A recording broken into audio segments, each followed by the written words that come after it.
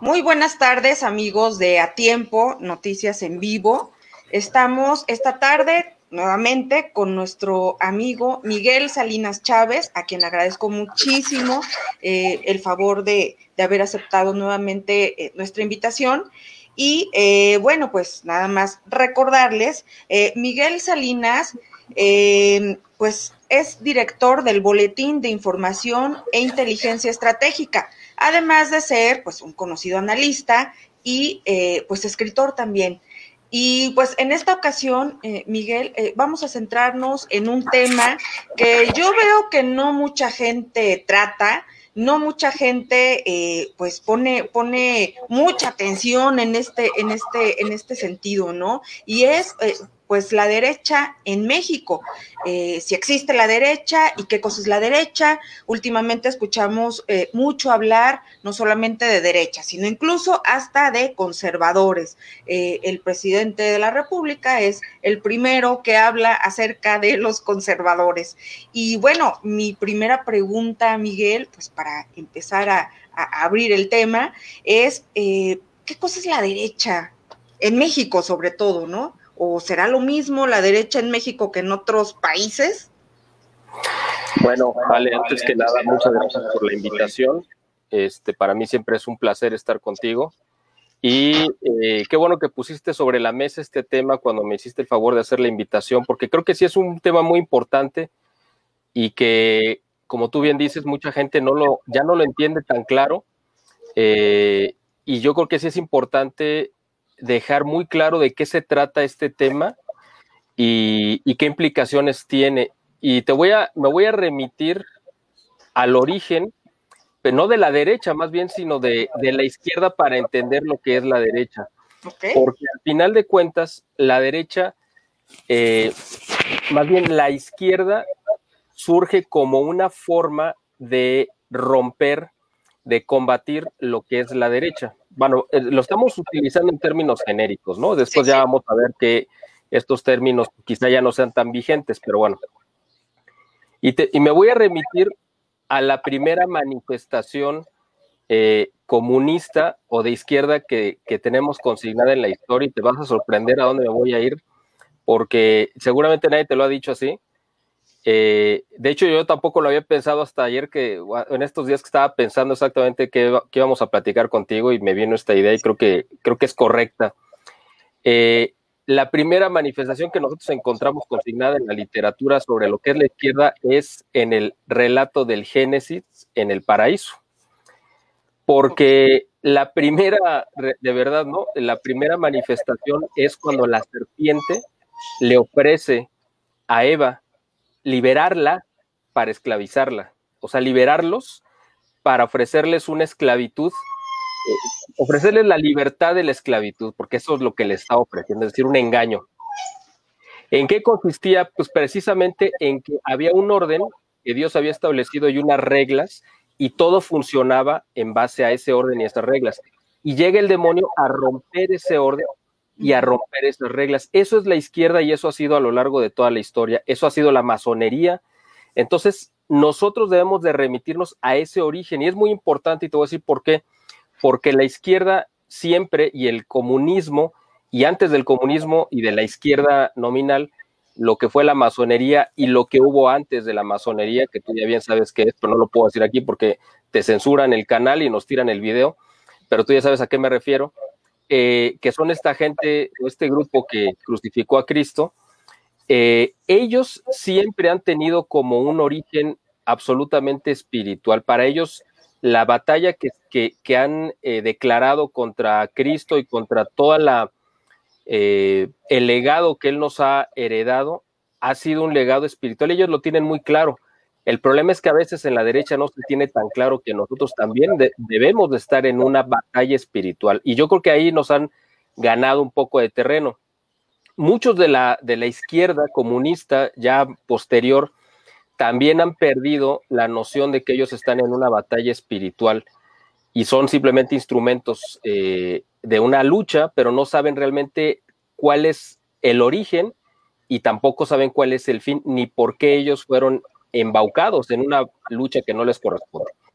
Entonces, cuando nosotros encontramos que el principio que ha regido a la izquierda, bueno, cuando digo izquierda me refiero a todas estas ideas que he mencionado, ¿no? Comunismo y masonería, es decir, a los enemigos del cristianismo, ha sido la destrucción, la revolución, la disolución, y ahí es donde la derecha se ha convertido en una muralla de contención. Por eso nos han llamado, bueno, de muchas maneras, ¿no? Conservadores, ya sabes, ¿no? Nos han llamado reaccionarios, que es otro adjetivo despectivo. Nosotros estamos por el orden, o sea, eso creo que está claro. Los que vienen a romper el orden y los que vienen a provocar una revolución, pues es el bando contrario. Nosotros estamos peleando por restaurar el orden en base al cual funcionan las cosas. Eso es básicamente como introducción, creo yo, que desde donde tenemos que partir esta discusión sobre la derecha y la izquierda para identificar realmente quién es quién en este bando. Y ya lo último, ya para arrancar ya de lleno con el tema, es el origen del término de izquierda y derecha, porque yo creo que sí es importante y también tiene un origen espiritual que es muy importante tenerlo. Mucha gente o la historia oficial nos dice que la izquierda o el término de izquierda y derecha se da pues en las asambleas generales en Francia previo a la revolución, sí. Cuando del bando anti que estaban en contra del rey, o sea, la burguesía que estaba en contra del rey, en contra de la iglesia, etcétera, se sentaron del lado izquierdo y los que estaban con el rey y la iglesia, etcétera, pues del lado derecho. Pues sí, esa era una ubicación, pero ¿por qué unos escogieron derecha y otros izquierda? Esa es la pregunta importante. Y ahí hay que remitirnos también a un pasaje del Evangelio cuando Cristo habla de lo que va a ser el juicio final y él dice, ya al final de los tiempos, etcétera, voy a separar y voy a decir, voy a poner a mi derecha, él lo dice, a los que se salvaron y que fueron fieles a su doctrina. Dijo, vengan benditos de mi Padre a gozar de la gloria eterna, etcétera.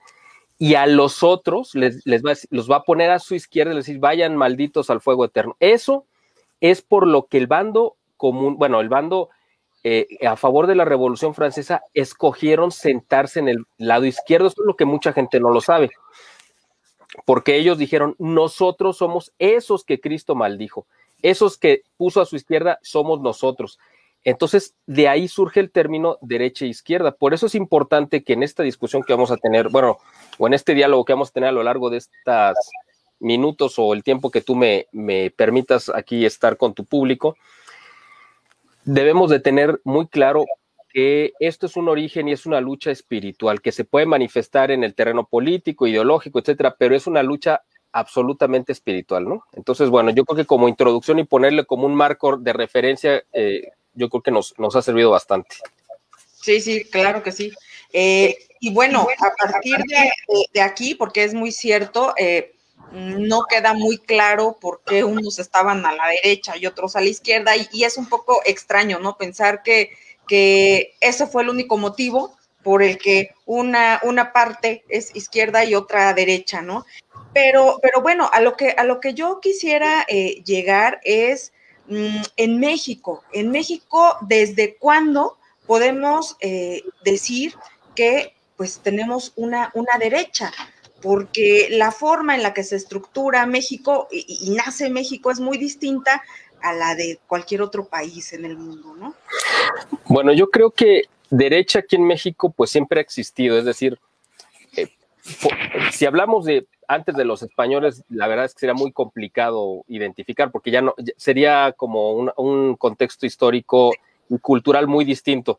Pero a partir de la llegada de los españoles, prácticamente lo único que existió, por decirlo de alguna manera, pues fue la derecha, es decir, esa cultura católica de desarrollo, de tecnología, de avances científicos, etcétera, es totalmente de derecha, o sea, no hay otra manera de identificarlo, esa forma de impulsar el desarrollo, el crecimiento de las ciudades, de la creación de instituciones, etcétera, etcétera, incluso de las libertades, porque es muy importante tenerlo. Mucha gente piensa para mal, o sea, está mal informada creyendo que la época novohispana en México pues fue una época totalmente de de esclavitud intelectual, ¿no? Donde la gente no tenía la libertad de pensar, pues no es cierto, no es así, porque ahí tenemos una Sor Juana Inés de la Cruz, que tuvo toda la libertad de desarrollar todo su potencial siendo mujer y aparentemente teniendo todo en contra, pero bueno. Entonces esto realmente siempre fue derecha aquí en México. Más bien la pregunta sería ¿cuándo surge la izquierda? Y la izquierda surge con cuando llegan a México las primeras logias masónicas. Esto se da, bueno, se cree que fue en los últimos 25 años de la época, o 35 años de la época novohispana, donde un pues noble en España, no recuerdo ahorita el nombre, un conde me parece, fue el que como que financió, patrocinó que empezaran a llegar a México libros emanados de digamos, de la Revolución Francesa, y que empezara a llegar esa literatura con la idea de prender, porque era gente evidentemente que quería fraccionar a España. Y de hecho, como tú sabes, en España estaban gobernando la familia Borbón, que eran franceses y que evidentemente nominalmente eran católicos, pero realmente no eran herederos intelectuales de los reyes católicos. Entonces ellos sí se inclinaron más hacia el liberalismo y tomaron las ideas que venían de Francia y que acaban de derrocar también a los reyes allá, y quisieron impulsarlas en el Nuevo Mundo para debilitar pues España, aunque ellos mismos la estaban gobernando, pero lo que ellos buscaban era el romper la hegemonía cultural del catolicismo y este imperio católico que había levantado España. Entonces por ahí empieza a filtrarse, pero ya abiertamente, y ya digamos que pudiéramos identificar históricamente las primeras logias, o la primera llega con un embajador, el primer embajador que tuvo Estados Unidos en México, que era un ministro plenipotenciario, que era Robert Poinsett, que llega por ahí de 1821, más o menos, 22, cuando se acaba de establecer el imperio de Iturbide, porque ellos no iban a permitir en Estados Unidos que una república masónica como ellos tuviera de vecino a un nuevo imperio católico, que era lo que habían querido terminar con España. Entonces, la llegada de las primeras logias masónicas con Poinsett, que se establecen ya plenamente por ahí de 1824, es decir, ya una vez que matan o asesinan a Iturbide y que se establece ya México como república, es cuando podemos hablar ahora sí abiertamente de que entra la izquierda en México, la izquierda que en ese momento pues era la masonería, porque al final de cuentas lo que nosotros ahora en el siglo XXI ubicamos, identificamos como izquierda, ideológicamente es exactamente lo mismo que lo que ha sido la masonería durante pues varios siglos, ¿no? Entonces ahí es donde yo podría identificar la entrada en México de la izquierda con esta carga ideológica tremenda contra la iglesia y contra la cultura hispana o hispánica. Y a partir de ahí, pues ya continúa y empieza esa lucha, precisamente viene esa reacción, mira, porque es como un organismo, o sea, nuestro organismo está diseñado de acuerdo a su naturaleza, pues para estar sano y desarrollarse, crecer, etcétera. Pero cuando entra un virus, viene un proceso en automático de reacción, el organismo reacciona para combatirlo y sacarlo del cuerpo. Pues aquí también, aquí en una sociedad sucede lo mismo. Entra un virus que es la masonería y entonces viene una reacción. Por eso nos llaman despectivamente reaccionarios, porque nosotros reaccionamos ante este tipo de agresiones o de invasiones culturales como la que hemos sufrido. Entonces yo ahí, en ese punto, yo identificaría que es la entrada en México de lo que sería la izquierda, ¿no? Ok, y bueno, no sé qué papel jugó en este contexto del que tú hablas, pues los jesuitas, porque yo recuerdo que cuando analizas los jesuitas, la historia de ellos, pues son los que tienen como el monopolio, podríamos decir, de la educación en la Nueva España. Son los que tienen pues las escuelas, las universidades, y pues ahí es donde se empieza a infiltrar precisamente estas ideas nuevas de la ilustración que causan pues mucha curiosidad y pues van sembrando esa semilla aquí en los, sobre todo en los criollos, ¿no? Que pues son los que a final de cuentas pues se levantan en contra de pues para liberarse, ¿no? No sé tú, ¿qué nos puedes comentar acerca del papel que jugó realmente pues estos jesuitas? Pues fíjate que es una pregunta muy interesante, pero hay que tomarla, digamos, con cuidado, porque tú recordarás que para este periodo los jesuitas fueron expulsados de México. En este periodo que yo te estoy identificando, que entran, digamos, los primeros libros, es decir, yo creo que no fueron los jesuitas los que trajeron esos libros, sino más bien ellos le estorbaban al proyecto de disolución de México, por eso fue que los expulsaron.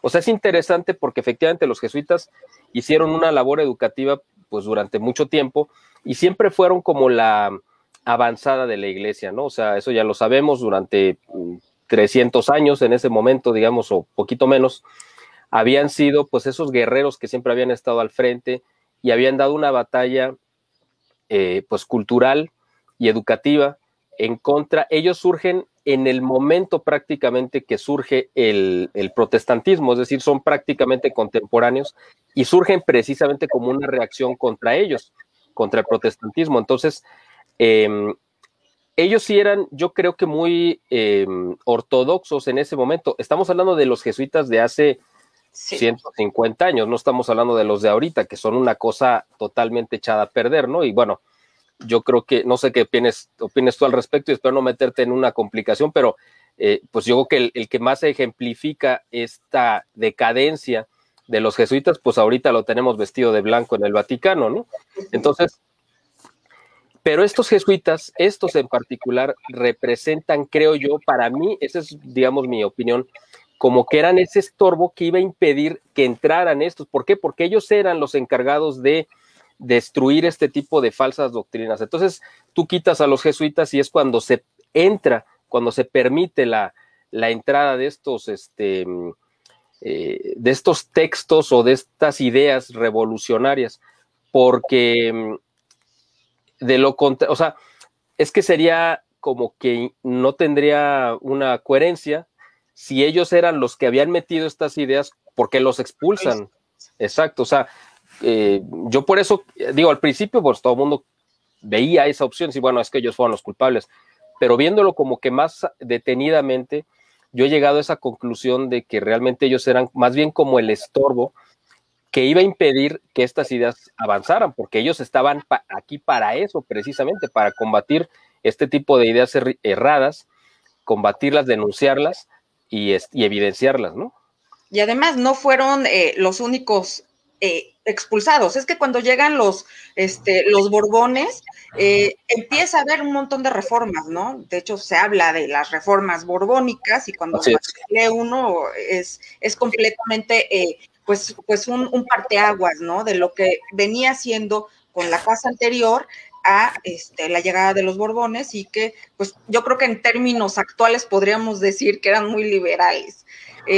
Incluso podría ser, ¿no? No, sí, claro, es que eso eran, de hecho, ellos llegaron a romper precisamente, es que hay que entender muy bien que hay dos periodos, porque como nos han enseñado tan mal el periodo novohispano, prácticamente, yo me acuerdo, pues me imagino que a ti también te tocó en la educación básica, uno aprendía todas las culturas prehispánicas, ¿no? Y de repente, pues llegaba Hernán Cortés y le dabas vuelta a la página y aparecía Miguel Hidalgo, ¿no? Dando el grito, y tú decías, oye, espérame, estamos hablando de 1521 y luego de repente te brincas a 1810, bueno, ¿y qué pasó en medio, no? Ahí es donde ese hueco que se dejó en la educación ha hecho mucho daño porque mucha gente no entiende realmente qué es lo que pasó y está como muy desvalorado y hay mucha ignorancia y por eso la leyenda negra ha sido tan terrible. Y bueno, además tenemos el ejemplo más gráfico, ¿no? Con López Obrador, que es la representación más grande que tenemos de la ignorancia, de la torpeza y de la falsa historia que se nos ha enseñado en los libros de texto, porque él pues cree totalmente la leyenda negra. Entonces, todo esto te lo comento porque es importante distinguir que en el periodo novohispano tenemos que distinguir que hubo prácticamente dos, ya si nos ponemos muy estrictos, 3 periodos, pero vamos a hablarlo así en bloque. El primer periodo pues es cuando llega obviamente Cortés, hace la conquista, levanta las instituciones, sienta las bases y empieza el desarrollo que se lleva a cabo a lo largo del siglo XVI, o sea, todo desde 1521 en adelante, y el siglo XVII. Ahí termina ese periodo, y empieza un nuevo periodo en 1700, que es cuando suben al poder los Borbones en España, y ahí es cuando se convierte ahora sí prácticamente la Nueva España en una colonia, que no lo era. Era un reinato. ¿En qué se convierte en colonia? Pues que ellos empiezan ahora sí a saquear la riqueza, pero fue hasta ese periodo y por ellos son los que provocaron la animadversión, donde la gente dijo, oye, ya estamos hartos de que nos estén explotando, etcétera. ¿Por qué no había sucedido eso durante esos 180 años anteriores? Bueno, porque no existían esas condiciones y la gente estaba muy a gusto y veía el progreso, además, lo veían claramente. Éramos España, ¿no? En realidad éramos España. Así es, la diferencia con los Borbones, que entonces sí llegamos a ser una colonia y pues expoliada exactamente en las mismas condiciones que se hizo en Estados Unidos. De hecho, sucedieron cosas muy similares, ¿no? Cuando llegan los Borbones. Incluso una de las cosas que a mí me llama la atención es que se anula prácticamente el Tribunal de la Santa Inquisición, que antes de la llegada de los Borbones tenía una función muy grande, pero sobre todo una de esas que ya no te la dicen, pero yo lo recuerdo cuando uno leía, y pues era ir contra la herejía, y ir contra la herejía significaba estar en contra o perseguir o no dejar entrar, si así lo quiere uno, a los judíos. Iba precisamente contra eso, ¿no? Y pues sí, prácticamente contra los judíos. Pero fíjate que es muy interesante este tema, que yo creo que daría para un programa entero, porque creo que es un tema muy interesante el de la Inquisición, precisamente porque hay mucha leyenda sobre ella, y leyenda negra evidentemente, pero la realidad es que, por ejemplo, la Inquisición solamente actuaba contra los católicos, o sea, no se iba contra los judíos. Tú podías ser judío en territorio de España o en Nueva España, la iglesia no se metía contigo si eras abiertamente judío. La gente, la sociedad te veía mal, obviamente, y eso ya es otro tema, ¿no? Pero la iglesia, pues, no se metía contigo. Si eras musulmán, tampoco. Incluso los indígenas, que es muy importante, no podían ser juzgados por el Tribunal de la Santa Inquisición. Solamente eran los españoles y los católicos. Eso obviamente no nos lo dice nadie, ¿no? O sea, esas son de las leyendas que se han ido pues quedando y que la gente pues olvida, pero que es importante siempre tener en claro, porque esa es parte de la verdad histórica que la gente ya no sabe o ya no identifica. Pero efectivamente los Borbones disuelven el Tribunal de la Inquisición porque para los intereses de ellos, la Inquisición efectivamente les estorbaba, porque no iban a permitir la entrada precisamente de estas ideas que acabaron provocando la ruptura violenta de la independencia. Yo siempre he creído que la independencia se iba a dar más tarde o más temprano, un proceso natural, pero no iba a ser violento, iba a ser una separación, como es un alumbramiento, ¿no? Como es un nacimiento, es decir, con sangre, sudor y lágrimas, pero no con muerte de por medio, sino era una cuestión simplemente como una parte de un proceso natural. Aquí lo que se hizo, pues fue, y no, aunque no quisiera usar esa palabra o ese término, pero realmente fue como una especie de aborto, ¿no? En el cual la nación nuestra nación todavía no era la forma en la que debía de ser arrancada del vientre, ¿no? De quien lo había gestado, que era en este caso España. Y por eso pues hemos arrastrado tantos problemas a lo largo de estos 200 años, ¿no? Pero es importante tener eso en claro, efectivamente, ¿no? El papel que jugó la Inquisición y el papel que jugaron los Borbones para darle entrada a estas ideas disolventes en nuestro país. Claro, en este momento recuerdo uno de los libros que habla acerca de todo esto y que me parece importantísimo, y pues es América Peligra, claro. Por Borrego, Así que es. pues mucha gente no lo conoce, pero habla muy, muy claramente de cómo se va desarrollando todo esto, lo que estamos hablando en la Nueva España, pero también llega hasta 1913, algo así, no recuerdo ya muy bien a qué fecha, pero sería interesante, ¿no? Claro, es un texto, claro, en otra circunstancia debería ser un texto obligatorio, ¿no? De educación básica. En la realidad, pues sabemos que son libros prohibidos, pero que deberíamos de leer todos para entender realmente qué es lo que ha pasado con nuestro país.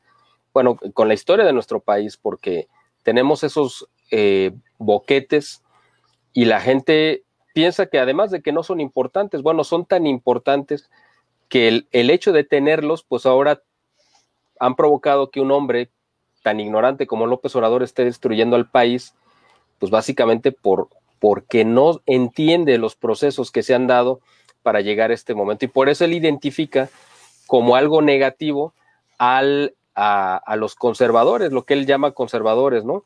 Y él se identifica con pues con los liberales.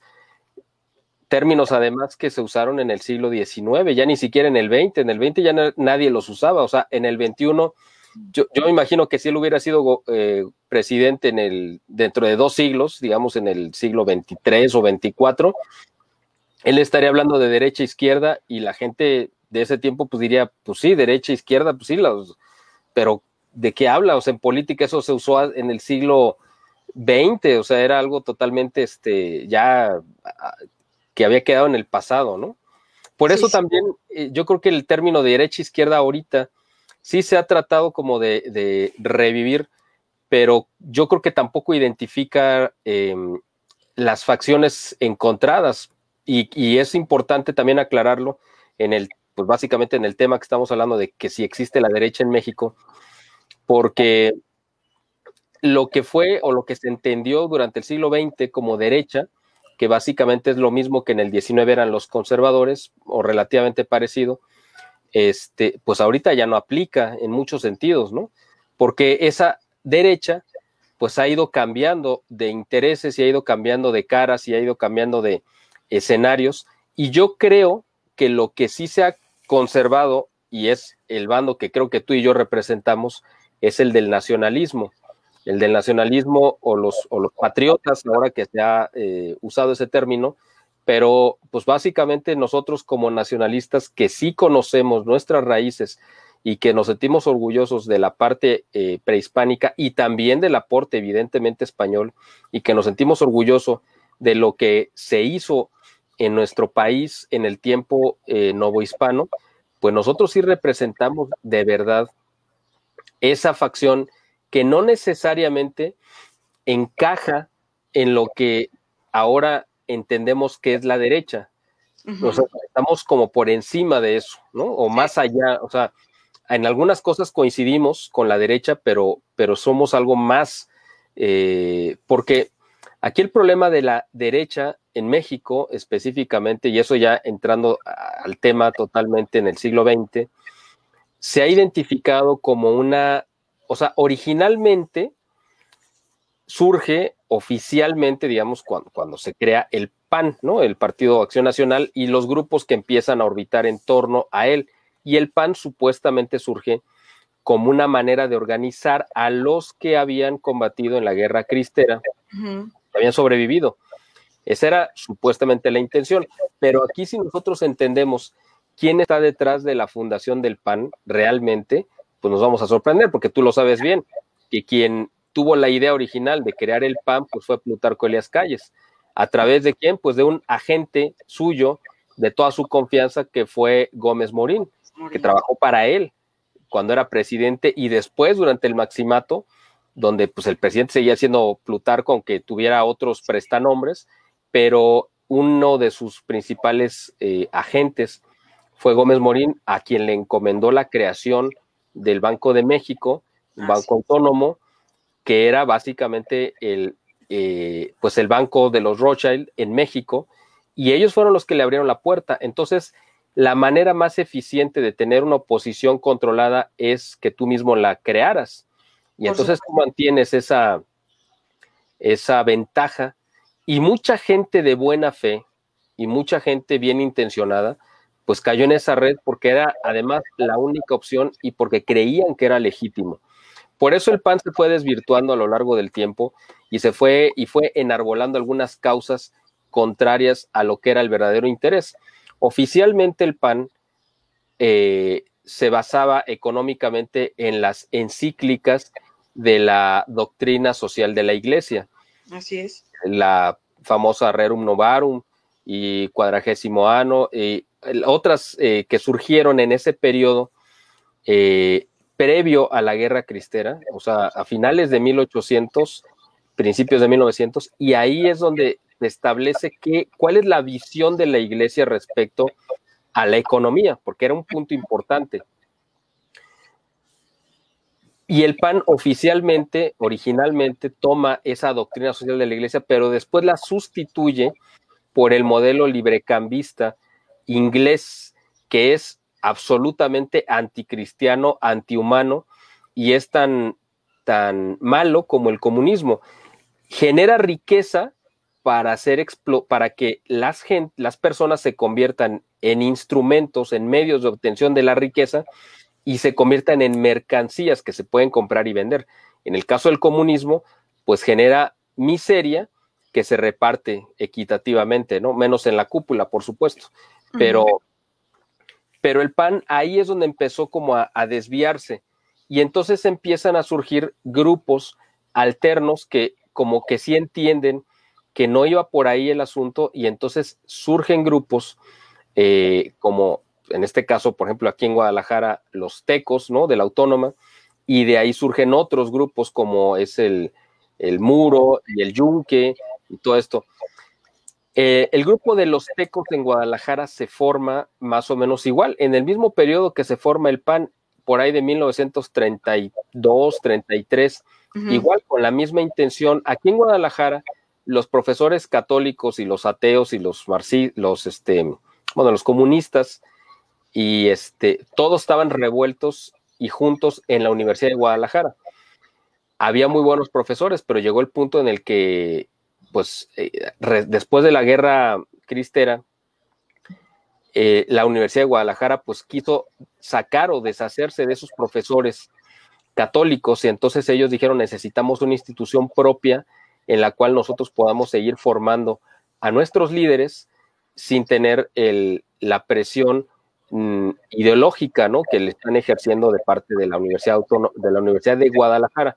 Y entonces se crea la Universidad Autónoma de Guadalajara con esa finalidad, y al principio pues jugó muy bien ese papel, educó muy buenas generaciones ideológicamente y académicamente, pero después también pues fue tomada por intereses ajenos, y los que estaban al frente pues lo vieron muy conveniente, y fue cuando cae en las redes, por ejemplo, de la Fundación Rockefeller, que es quien la financia, y entonces, pues ya, obviamente la parte ideológica la pierde por completo. Claro. Surge un grupo contra los tecos cuando esta parte, digamos, se da, que es el Yunque famoso, sí, que es un grupo así como es como una contramasonería, ese sería como el término, porque utilizan, fíjate, así como la masonería surge como una rebeldía contra la Iglesia, y tratan de copiar y de imitar a la Iglesia, incluso en la parte litúrgica, porque ellos también tienen sus ceremonias, sus rituales, tienen sus propias liturgias totalmente aberrantes, obviamente, ¿no? Bueno, así surge el Yunque también como una contramasonería, y también copiando algunos elementos de la masonería cuando ellos dicen, bueno, si les ha funcionado tan bien la secrecía, si les ha funcionado tan bien el ser un organismo tan oculto, pues nosotros tenemos que hacer lo mismo y peleando por las causas positivas. Pero de repente, pues también cayeron en algunos excesos, ¿no? Sí. Y se convirtió también en una especie como de banda delincuencial en algunos casos, aunque defendían causas buenas, pero ellos dijeron, bueno, pues vamos a jugar con las mismas reglas de nuestros enemigos, y ahí yo creo que se desvirtuó un poco. Luego surge otro grupo, digamos, disidente, que es el del Muro, que era un grupo universitario y que surge, si no mal recuerdo, creo que en Puebla, precisamente como un grupo contrario a los tecos y a la autónoma. Ahora, ¿dónde vino esta ruptura entre los tecos y el yunque? Porque eso sí es muy importante. Se da más o menos por ahí del 63, cuando está ya en plenitud o cuando arranca el Concilio Vaticano II, porque la postura de los tecos de la autónoma era que con el concilio la iglesia básicamente había sido tomada, invadida, tomada por fuerzas masónicas y protestantes que la iban a convertir en un remedo, ¿no? En otra cosa que no iba a ser la iglesia católica, había perdido su esencia. Y el yunque era un grupo que peleaba, digamos, por los mismos ideales de impedir la entrada en México del comunismo o del avance del comunismo y la defensa de los valores, pero ellos dijeron, nosotros estamos con el Papa, sea del color que sea y como sea. Ahí es donde se da la ruptura entre estos dos grupos, entre el yunque y los tecos, y fue una pelea a muerte porque se mataron gente, o sea, sí, murieron entre ellos ya, o sea, los comunistas pues los veían y los masones decían, pues qué bueno, ¿no? Qué bueno que se estén matando unos con otros, porque lo que queremos es precisamente que haya esta división y esta ruptura. Y eso, pues así quedó. De hecho, los tecos de la autónoma, pues son actualmente todavía, bueno, oficialmente son sedevacantistas, es decir, es un grupo que no reconoce a ningún papa desde el tiempo del concilio. O sea, ellos reconocen como el último papa legítimo de la iglesia a Pío XII, que murió en 1958. A partir de ellos ya no reconocen a ningún papa. Y el yunque sí, el yunque ha sido institucional y siguen reconociendo y reconocen perfectamente por ejemplo, a Bergoglio, a pesar de ser un comunista recalcitrante y que representa todos los ideales contrarios a lo que ellos siempre han pues representado y a lo que ellos han combatido, pero lo reconocen porque es el Papa y punto. Ahí no hay forma yo conozco varios, gente del yunque que ha estado ahí combatiendo, pues muchos ya son gente muy grande, mayor, pero no les puedes tocar el tema del Papa porque brincan, o sea, olvídate, no les puedes decir, oye, es que el Papa es, no, es intocable, ¿no?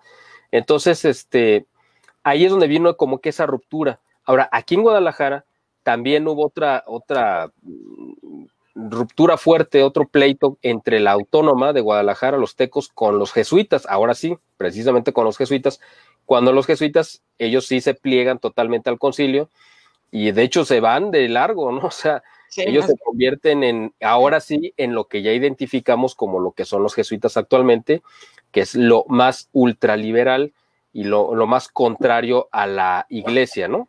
Claro.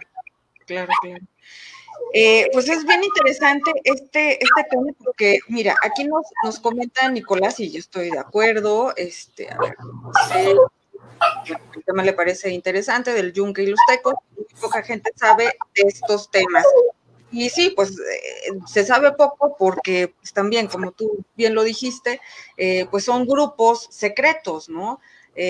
Y eso les permite, pues, actuar pues, como los masones. Aunque a mí me parece que el yunque, pues, está muy desvirtuado, ¿no?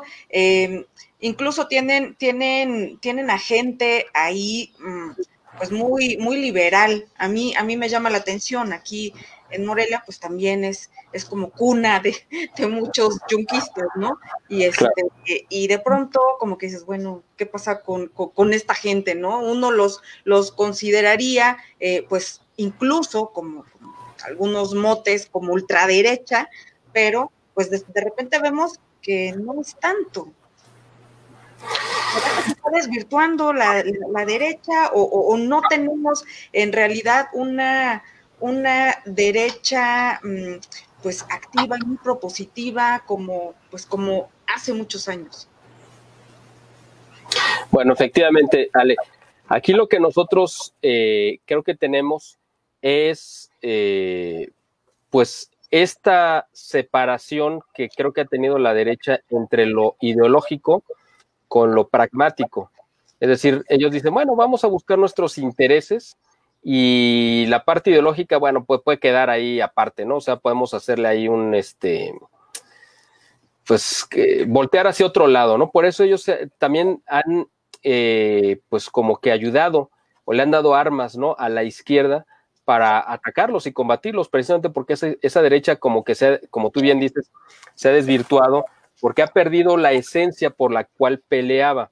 Primero en la parte católica, es decir, muchos de ellos sí son católicos muy de nominales, pero en lo práctico pues no lo son, y otros pues básicamente se han plegado a la agenda liberal, ¿no? Completamente, decir, bueno, pues sí, es que no podemos apartarnos del mundo, no podemos estar en contra del mundo, entonces nos vamos acomodando. Sí, estamos en contra del comunismo, eso no lo han cambiado. Ellos más o menos combaten la izquierda, pero de repente ves a gente que brinca, supuestamente de ultraderecha, y los ves ya ahí comulgando con gente de Morena o con gente de, no sé, del PRD. Es más, lo vimos en la elección del 2018 con esta alianza bastante patética que hizo el PAN con el PRD, ¿no?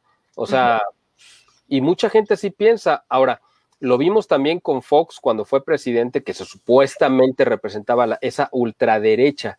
Sí. La realidad es que no, pues él representaba ese liberalismo que no era realmente pues, la derecha. O sea, yo no me siento representado por él, por ejemplo, ¿no? Pero en lo absoluto, porque él obedecía los intereses que le dictaban en Estados Unidos, ¿no? Por ejemplo. Ahora, yo creo que sí es importante también distinguir que en México, curiosamente, también ha habido, o sea, en el PRI, como era el partido hegemónico, y si tú tenías intenciones o aspiraciones políticas, la única manera que podías llegar era pues, a través del PRI, ¿no? Eso ya se sabe. Sí. Entonces, en el PRI había espacio para la izquierda radical, es decir, para el comunismo más recalcitrante como el de Plutarco o el de Lázaro Cárdenas, por ejemplo, pero también había espacio para gente conservadora, de derecha o católica incluso, como fue el presidente, ahí se me fue ahorita el nombre, el general Ávila Camacho, Manuel Ávila Camacho, o el mismo un poco Miguel Alemán. Ahí uno puede ir identificando, en el caso, por ejemplo, también de Gustavo Díaz Ordaz, pues uno puede identificarlo efectivamente como era un hombre contrario a la izquierda, o sea, era un hombre de derecha. Sí. Igual que lo fue Porfirio Díaz. Porfirio Díaz era un liberal que se fue haciendo al bando conservador porque encontró correctamente que el desarrollo iba a venir solamente aplicando esa doctrina, esa ideología. No podía venir de la masonería recalcitrante de Juárez que había llevado al país a la ruina. O sea, eso le quedó muy claro. Y en el caso ya del PRI del siglo XX, pues ahí hubo espacio para gente así, ¿no? Después de Díaz Ordaz, pues vino Echeverría, que era la ultraizquierda. Luego vino López Portillo, que era una simbiosis, porque su formación realmente era de derecha, su tradición, su herencia familiar. Pero él quiso pasar un poco como de izquierda, porque esa era la tendencia.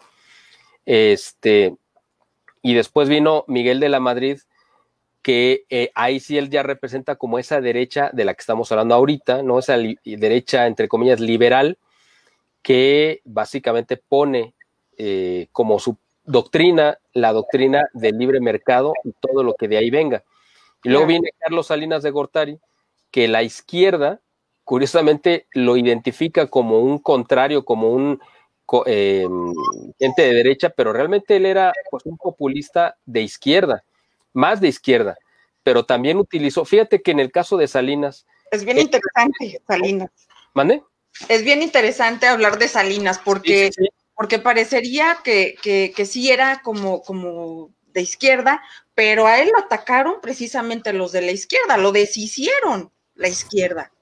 Sí, pero fíjate, qué interesante, porque para mí Salinas de Gortari es como el régimen chino actual. Es un gobierno, el régimen chino actual es un gobierno de izquierda, es decir, comunista al 100%, de hueso colorado, intransigente, donde no permite las libertades políticas, pero en lo económico es ultraliberal para enriquecerse y entonces aplicar con más brutalidad el régimen político. Eso mismo fue Salinas. Utilizó las ventajas del modelo económico ultraliberal para implementar muchas de las políticas de izquierda, como el programa de solidaridad. Pero además uno tiene que identificar el tipo de gente que rodeaba a Salinas. Pues fíjate quién estaba en su gabinete, quién era uno de sus brazos derechos. Era el regente en ese tiempo de la ciudad, que era Manuel Camacho Solís, un hombre de ultraizquierda, eso está clarísimo. ¿Quién trabajaba para Manuel Camacho Solís? Pues Marcelo Ebrard, no me dirías que es de derecha. Y tenía un grupo amplio de gente de izquierda que él había elegido para que estuviera gobernado con él. Incluso Colosio, que ahorita, bueno, es el mártir de la democracia, casi a la par de Madero, que es, bueno, un personaje que yo sinceramente no le guardo mucho aprecio a Madero, ¿no? Pero en el caso de Colosio, pues él también era de tendencia de izquierda, ¿no? Entonces, ahí uno va identificando que Salinas realmente, doctrinalmente, sí era un hombre de izquierda más, pero ideológicamente de izquierda, pero en la parte pragmática era de derecha. Entonces, por eso es un personaje complejo y tan maléfico, ¿no? Y tan malvado, porque era como que lo peor de los dos mundos posibles, es decir, lo peor de la derecha o del ultraliberalismo y lo peor de la izquierda, ¿no? O sea, esa maldad, esa perversidad que tenemos ahora en López Obrador, pero además con una inteligencia, pues yo creo que muy, muy desarrollada, desarrollada para el mal, y esa habilidad también, ¿no? De poder encantar. O sea, yo creo que López Obrador odia a Porfirio Díaz y odia a Carlos Salinas de Gortari porque quisiera ser como ellos. Muy bien. Y bueno, estamos ya en la época actual, ¿verdad? Y es interesante para mí ver cómo está ahora la derecha en México o el conservadurismo, ¿no? Lo que todos entendemos por eso, y cómo está siendo manipulada esta derecha por un montón de grupos. Y digo, no es nuevo esto, creo que siempre se ha buscado el sistema manipular a la derecha. Pero hoy, no sé, Miguel, si tú lo ves como yo, pero a mí me parece muy obvio cómo se está tratando de llevar hacia un carril a esta derecha que pues es muy importante en México. La mayoría de los mexicanos pues somos gente con tradiciones y gente conservadora, y pues es difícil, ¿no? Cambiar ese ADN del mexicano. Afortunadamente, y esperemos que así sea, aunque sí, claro, en México siempre hemos tenido esa tradición, como tú bien dices, conservadora, quizá de derecha, por la parte católica, obviamente. Para nosotros sí es más ajeno esa idea comunista, ¿no? De la izquierda, y además lo puedes encontrar en regiones muy específicas, ¿no? Básicamente en la Ciudad de México, un poco en Michoacán, por lo que hizo Lázaro Cárdenas, ¿no? O los Cárdenas en Michoacán. Pero de todos modos, en Michoacán tú puedes encontrar grandes bastiones de gente conservadora muy valiosa. Bueno, pues en Morelia, pues no me dirás, yo creo que es la capital, no solamente política, sino además espiritual, ¿no? De Michoacán, pero también está Zamora. Yo tengo muchos amigos en Zamora y es un bastión de resistencia católica importantísimo, ¿no? Sí. Así que son, yo creo que puntos muy específicos. México no es un país de izquierda para nada. Sin embargo, como tú dices, el problema yo creo que de la derecha en general, fíjate, a diferencia de la izquierda se ha organizado, pues porque para eso los forman, los educan para ser un bloque, para estar en la calle, en las manifestaciones, en los mítines, etcétera. Pues, a eso se han dedicado, de eso viven, ese es su modus vivendi. La derecha, generalmente empresarial o emprendedora, pues se dedica a trabajar. Pues es que se tienen que dedicar a trabajar, ellos son los que pagan los impuestos, con esos impuestos se mantienen a estos vagos, ¿no? De los que salen a las manifestaciones de izquierda. Entonces, la derecha yo creo que les fue dejando esos espacios a la izquierda, pues por una cuestión muy práctica, básicamente, pues porque la gente de derecha es gente, ellos somos la gente verdaderamente progresista, porque es un término que se han apropiado para mal la gente de izquierda, porque ellos no están a favor del progreso en ningún sentido, ni social, ni económico, ni en ningún otro, ni cultural. Ellos están a favor de la regresión. Los que somos progresistas somos la gente que trabajamos, que emprendemos, que arriesgamos, que generamos empleos. Nosotros somos de verdad los progresistas. Entonces, nosotros nos hemos dedicado a eso precisamente y la calle la han tomado esta gente. Ahorita con López Obrador y con el peligro que representa para todo el país, creo que ha provocado, quizás lo único bueno que ha provocado ha sido una despertar o una reacción de mucha de esta gente que jamás habían participado en manifestaciones, ni en mítines, ni en actividades políticas, ni proselitistas, porque les eran ajenas y porque tenían otras actividades. Y ahora se han dedicado a ello por la necesidad de la supervivencia, así básica y fundamental. Tenemos nosotros ahora enfrente, dentro de unos meses, una elección que se supone que es la más grande de la historia, en la cual desgraciadamente, creo yo, como una tragedia terrible para nuestro país, no tenemos opciones. O sea, claro, todos sabemos que vamos a votar contra Morena, la mayoría, sí, pero votar contra Morena es votar a favor de alguien, ¿y de quién? Ese es el problema. O sea, sí, todo el mundo va a ir a darle un voto de castigo a Morena. No vas a votar por Morena, pero ¿por quién vas a votar? ¿Por el PES, que es un partido satélite de Morena? ¿Vas a votar por las redes sociales progresistas, que es un partido satélite de Morena? ¿Vas a votar por el Partido Verde? ¿Por quién vas a votar? ¿O por el PAN? Por el PAN aliado con el PRD? O sea, o deja tú, aunque no estuviera aliado, o sea, es que ves al PAN como está ahora y de verdad, o sea, no lo reconoces. Tú ves ahora a Marco Cortés, que es un michoacano, ¿no? Gente de Zamora, para mal de Zamora, y que le abrió las puertas, muy orgulloso, ¿no? A estas candidaturas de transgéneros, ¿no? Y lo presentan como un gran logro, y yo creo que lo hacen como para quedar bien con Biden, y decir, miren, nosotros también somos así como ustedes ya metieron en el gabinete a un fulano de pelo largo que se hace pasar por mujer, pues ahora nosotros también vamos a presentar aquí a candidatos que se sienten mujeres, ¿no?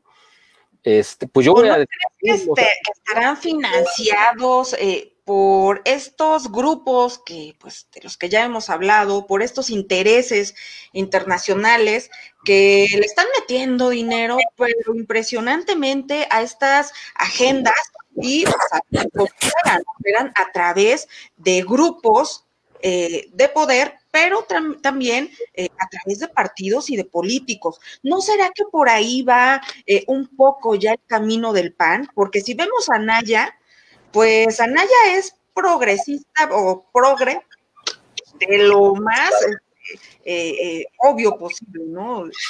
No sé. Mira, él representa esa postura, digamos, que tiene Gloria Álvarez, esta guatemalteca que se ha hecho tan conocida porque supuestamente ataca a los regímenes comunistas y a los populistas, ¿no?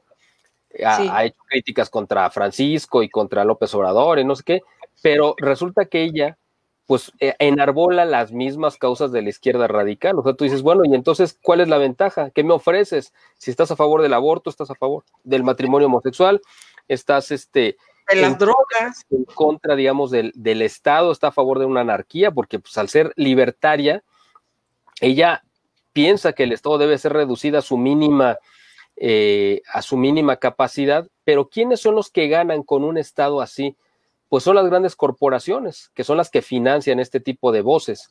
Yo no sé si financian a Naya, ¿no? No sé, pero cuando menos él representa ese interés que representa, por ejemplo, gente como George Soros, que son los que más apoyan la idea de disolver los estados y los gobiernos con la idea de de que sean ellos, las grandes corporaciones, las que tomen el control en lugar de que sean los países, ¿no? Uh-huh. Bueno, lo que dice Marisol, pues es la pregunta que pusimos ahorita, exactamente. Sí. ¿Por quién votar? No tenemos opciones. Es que esa es la tragedia. Estamos llegando a ese punto. Ahí nos han llevado, ¿no? A propósito, no sé cómo lo veas tú, Miguel, pero parece como una disidencia controlada lo que tenemos en México y no otra cosa. Bueno, y además, ¿por quién vas a votar? O sea, digo,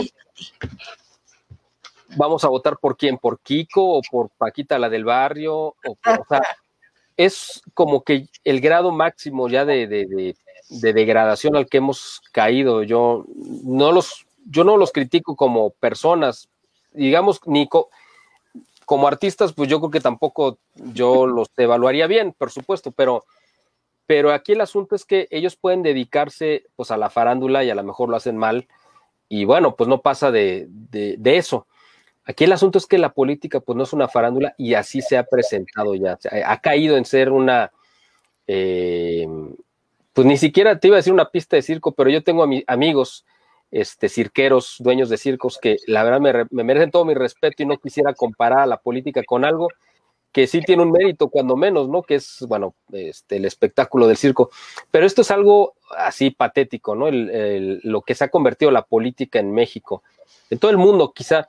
Ahora, hablando de derecho un poco fuera de México, hay partes donde se está organizando, y fíjate qué interesante que en las elecciones que hemos visto recientemente en otros países, la derecha es la que ha ido ganando espacios, ha ido recuperando, precisamente porque la izquierda ha hecho tanto daño, la gente está tan harta de la ideología de género y de todos los abusos, que la derecha lógicamente va recuperando o va obteniendo esas ventajas. Pero en el caso, por ejemplo, de España, pues hay una opción que es Vox, ¿no?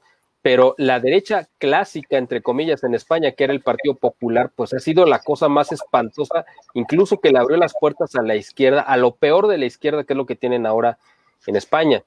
En Francia, no sé si van a dejar llegar a Le Pen, por ejemplo, ¿no? Pero en algunos países de aquí de Hispanoamérica estamos viendo esa tendencia que la derecha se está como rearmando y está recuperando el poder. El problema es qué clase de derecha es la que está llegando. Si es una derecha liberal que va a seguir con la misma agenda de la ideología de género, pues no nos sirve de nada. O sea, ¿de qué sirve que digan que son? Es más, es peor que digan que son de derecha, le hacen más daño, que la gente dice, ya ven, es que los de la derecha son igual o peores que los de la izquierda. Aquí el problema, creo yo, Ale, no sé tú qué opines, pero creo que estas etiquetas de izquierda y derecha han sido básicamente creadas, pero por la gente que los está financiando. Y aquí hay que remitirnos a lo que pasó en la Revolución Rusa de 1917. Tú lo sabes muy bien. ¿Quién financió el ascenso de los bolcheviques al poder, que dieran el golpe de Estado en Rusia y contra los zares? ¿Y quién los armó y quién les dio la propaganda? Pues fueron los banqueros judíos de Nueva York. O sea, supuestamente los que representaban lo absolutamente contrario.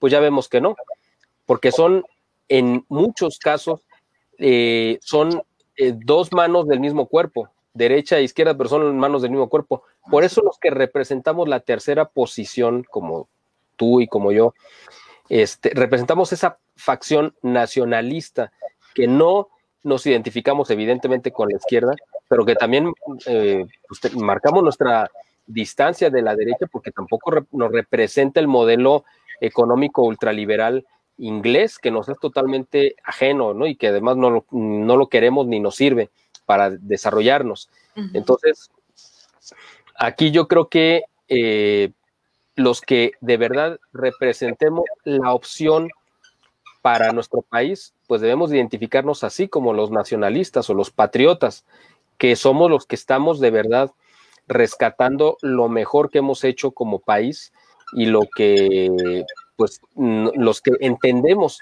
de dónde venimos y a dónde tenemos que llegar, ¿no? Sí, sí, sí. Yo veo aquí un peligro, ¿no? En el sentido de que pues no hay quien aglutine una figura que aglutine a pues muchos de nosotros, ¿no? De los que no estamos conformes ni con el PAN, ni con el PRI, ni con el Morena, ni con ninguno de estas muchas opciones que ahora tenemos en México, fíjate nada más, muchas opciones, pero bien dices, son opciones de lo mismo. No hay una figura que aglutine a pues todos nosotros, ¿no? Que nos vemos como de tercera posición. Y yo lo que veo son intentos de algunos líderes, si se puede llamar líderes, que quieren hacer como ese papel.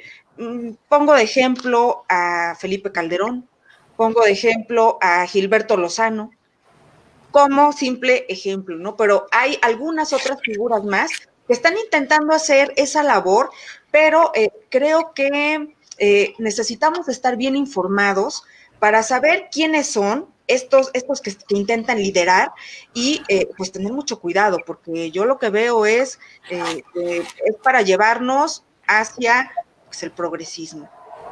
Exactamente.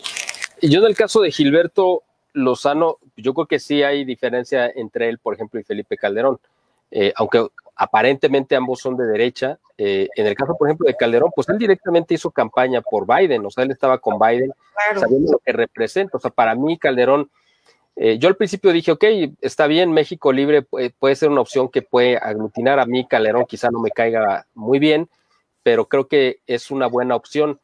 Pero cuando vi que se plegó de esa manera tan miserable a Biden y sabiendo lo que representa él y Obama, lo que representaban o representan, yo dije, bueno, obviamente yo no podría estar con ellos en ninguna circunstancia, ¿no? O sea, con su proyecto. En el caso de Gilberto Lozano, que yo he tenido oportunidad de platicar con él, entrevistarle un par de ocasiones y además platicar fuera de cámara un poco algunos de estos temas, pues sí, él tiene la claridad, ¿no? Del análisis del problema, identifica bien, ha hecho una labor creo que extraordinaria como liderazgo en la creación de Frena. Ha sido, bueno, podemos aquí hablar muchas cosas positivas. El problema que yo veo aquí con Gilberto es que igual le ofreció una alianza, por decirlo de alguna manera, o le suplicó, le pidió a Biden que los ayudara a intervenir en este proceso electoral que tenemos. Pero fíjate, es el equivalente a pedirle al diablo que te ayude con un exorcismo. Caray. Es decir, tú invocas al diablo para que te ayude a hacer un exorcismo. ¿Cómo le puede pedir Gilberto Lozano a Biden que sea el aval de unas elecciones limpias cuando ha sido el campeón del fraude electoral? O sea, simplemente es una cosa aberrante, absurda, ridícula, ¿no? Pues yo digo, bueno, sí, tiene buen análisis y entiende bien, pero aquí en la parte de Biden, claro, aquí parte de una cuestión básicamente de, pues porque es el presidente y punto. Antes simpatizaba con Trump. A mí ese tipo de cosas, bueno, yo quizá a lo mejor soy demasiado radical, yo no doy esos bandazos. O sea, ok, yo apoyé a Trump por las razones y lo sigo creyendo exactamente lo mismo, si no, hubiera sido un oportunista. Claro. O sea, así como en el 2016 me tocó precisamente, ya que tú mencionaste al maestro Borrego al principio, me honró invitándome a hacer una presentación de uno de sus libros en 2016 y alguien me soltó esa pregunta. Estábamos en septiembre, faltaban 2 meses para las elecciones y que quién era mejor, si Clinton, Hillary o Trump. Y bueno, pues yo ahí marqué mi postura y ha sido la misma exactamente en estos 4, o sea, no cambió. Es más, se confirmó porque yo lo que dije, y por ahí debe de andar el video, lo que dije en ese momento, pues quedó confirmado, ¿no? Entonces, yo no estoy, eso es lo que a mí no me gusta de esa derecha, que es como oportunista. Es decir, ok, tenemos más intereses que convicciones, ¿no? Uh-huh. Y yo no, o sea, yo tengo convicciones firmes y bueno, pues si mis intereses, o sea, si las cosas se se amolda, ¿no?, a mis convicciones, pues qué bueno, y si no, pues yo continúo con mis convicciones, porque es como ese caso de la gente que dice, bueno, estos son mis principios, pero si no te gustan, tengo otros, ¿no? Entonces, o sea, es que por eso es que se ha desvirtuado, creo yo, la imagen, ¿no?, de la derecha, porque se han convertido en muy pragmáticos, ¿no? Buscan el resultado, no importa el camino. No, pues importa el camino, porque en el camino también tú estás marcando las reglas, o sea, no puedes decir, bueno, yo no importa, no es como en el amor y en la guerra que todo se vale, no, pues es que hay principios éticos que uno tiene que respetar y no puedes simplemente hacer lo que sea con tal de llegar a un fin, porque eso es lo que ha hecho la izquierda. Entonces, ¿qué diferencia hay? Claro, claro. Bueno, aquí nos preguntan, bueno, no es pregunta, más bien dice que uno de los que debería liderar la tercera posición es Juan Bosco Abascal. Hoy, pues a mí me parece que no, pero no, yo tampoco. Y por mira, lo voy a responder de una manera muy sencilla. Cuando alguien tiene una carencia tan grande de capacidad de análisis como él puede ser él, creo que más doctorados que años de vida, ¿no?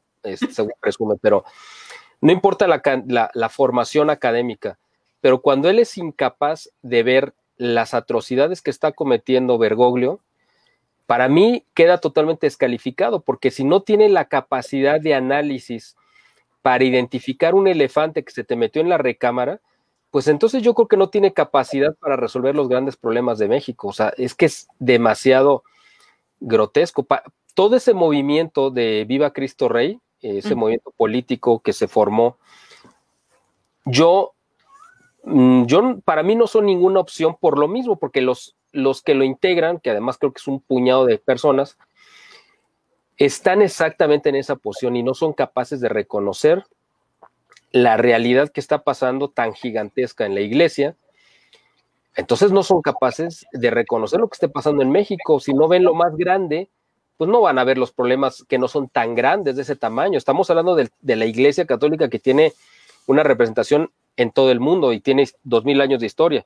México ni tiene 2000 años de historia, ni tiene una representación o una presencia como la Iglesia. Entonces, si no son capaces de reconocer un problema de ese tamaño, pues ¿tú crees que van a tener capacidad de analizar, descubrir y resolver los problemas de México? Yo sinceramente no lo creo.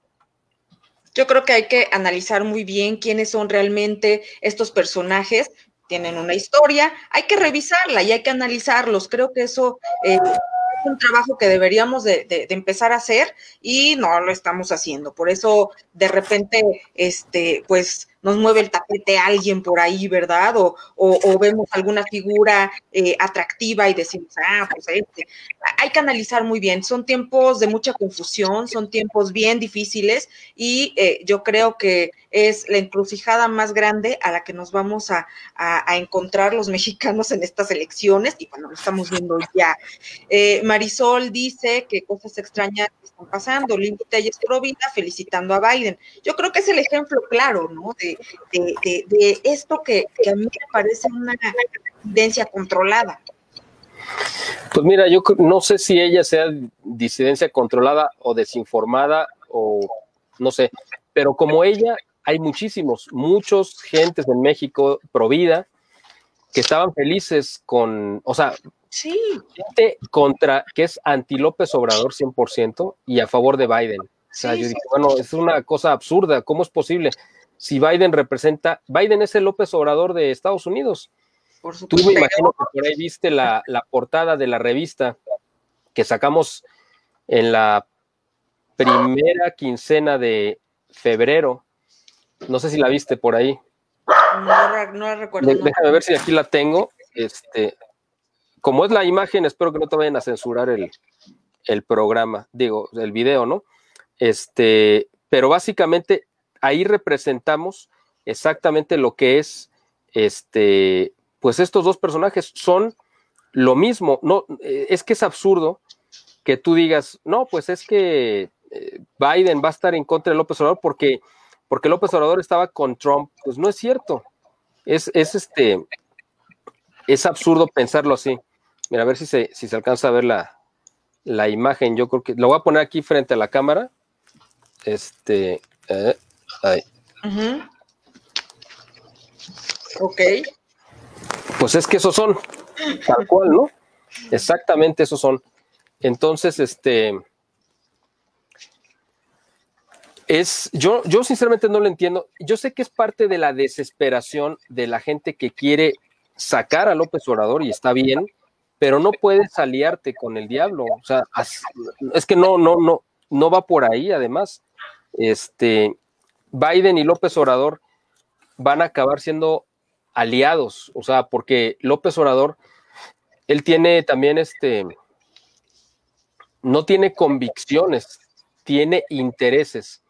Y su interés es mantenerse en el poder y si para cumplir ese interés tiene que ponerse de tapete también con Biden como lo hizo con Trump, pues lo va a hacer, pero tranquilamente, sin problemas, porque él no tiene convicciones, tiene intereses. Entonces, ahí es donde nosotros pues tenemos que marcar esa diferencia.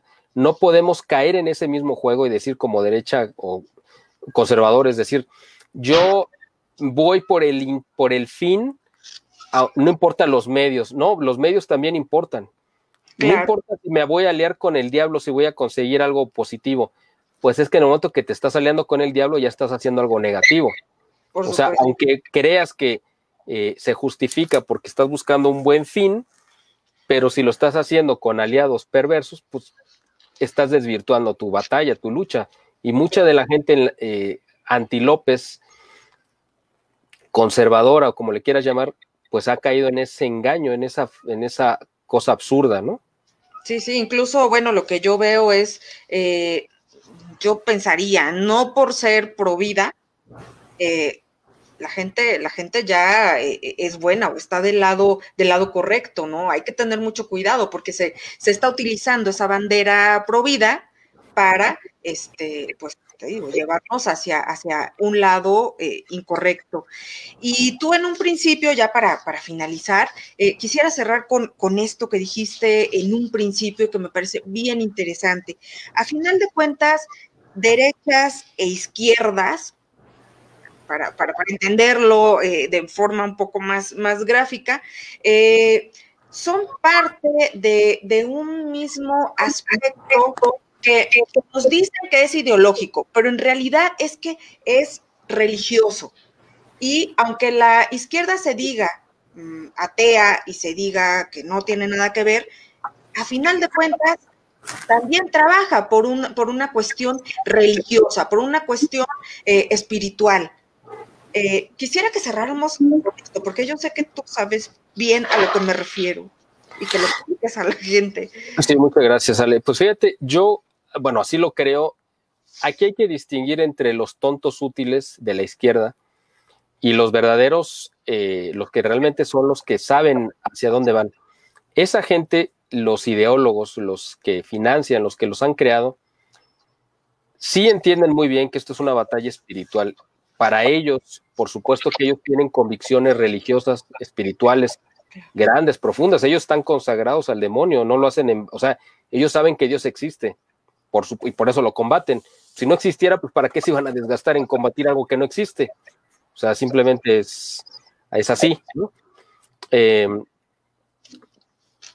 Pero la gente de ahora sí, los tontos útiles no entienden, la mayoría de la izquierda, que son parte de una maquinaria que los manipula y que sí hay un trasfondo espiritual, efectivamente, y desde ese trasfondo espiritual es de donde nosotros debemos de combatir y denunciar, porque ese es un punto importante. Nosotros nos han querido hacer que nos avergoncemos también de nuestra religión, de nuestra fe, de nuestras creencias, y entonces, si nosotros aceptamos esa condición de vergüenza como la ha querido presentar Bergoglio también diciendo, bueno, es que la iglesia ha cometido muchos, ahí es donde nosotros les estamos cediendo parte de una victoria que no tienen y que nosotros estamos claudicando en nuestra batalla.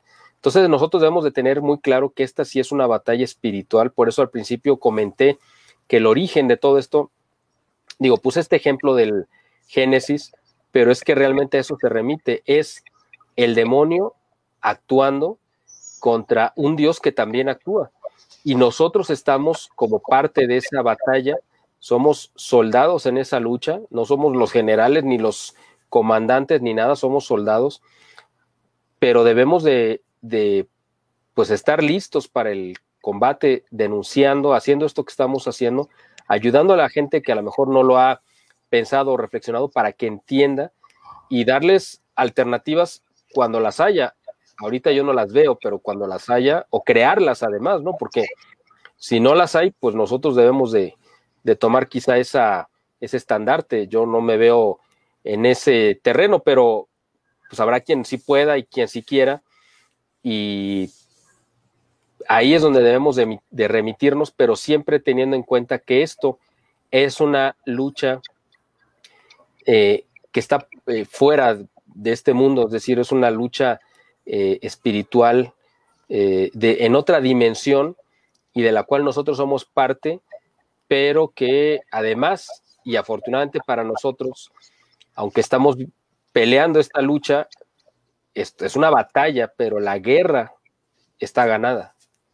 Nos toca combatir esta lucha y nos están poniendo quizá a veces unas revolcadas, pero la guerra como tal ya está ganada, y eso es lo que nos debe de dar esa confianza, esa convicción, esa seguridad, y pues estar listos, ¿no? Como soldados al combate. Claro que sí. Miguel, te agradezco muchísimo, como siempre, pues que atiendas a mi llamado. Agradezco mucho el tiempo que nos proporcionas a los que nos gusta escucharte. Y bueno, pues espero que muy pronto podamos tenerte nuevamente.